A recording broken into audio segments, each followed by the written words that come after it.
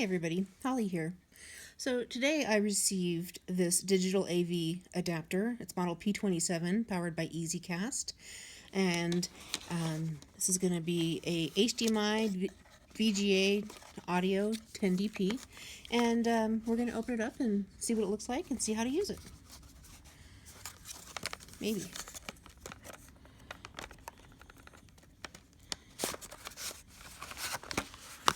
So it's packaged nicely, as you can see. Okay, so I have a silver adapter, and it says Mini Screen Digital Adapter by Ezcast. And there's my HDMI port, and here is another HDMI port, VGA, and audio. And then it comes with a USB to... So there's a micro USB and a regular USB. Okay. And then we have our digital AV adapter. And so this one says it's model P28. Okay, so if you can just see. Okay, on here it doesn't say, it just says, hopefully you can see, audio, VGA, HDMI, micro USB, and then USB-A. Okay, so let's see what the documentation says.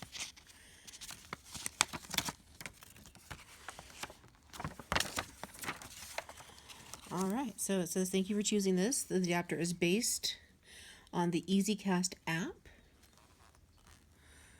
Supports multiple systems and converts the video from connecting your mobile, tablet, laptop to a big monitor. Most importantly, it could update regularly to keep compatible with your latest operating system. So it tells you how to connect it to a TV, projector, or monitor, and how to connect to the computer, iOS, Android, Windows PC, or MacBook. To connect to the iOS and Android devices, the standard USB cable will be used as the power adapter, it says.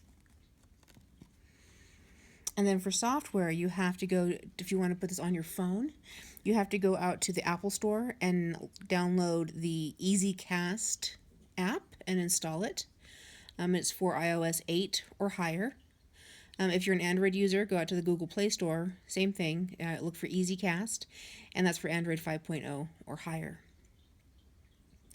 If you are a Windows user, you have to download the Ezcast app, and it gives you the website or the QR code here that you can use to download the app as well. And it's for Windows 7 or above and macOS 10.10. So for Windows users, as far as installing it, it gives us basically download the QR code for Apple or Android, set up your settings, your personal hotspot, do USB tethering, and then you can take this and connect it to your phone, and then you can choose to connect it to a monitor or a laptop.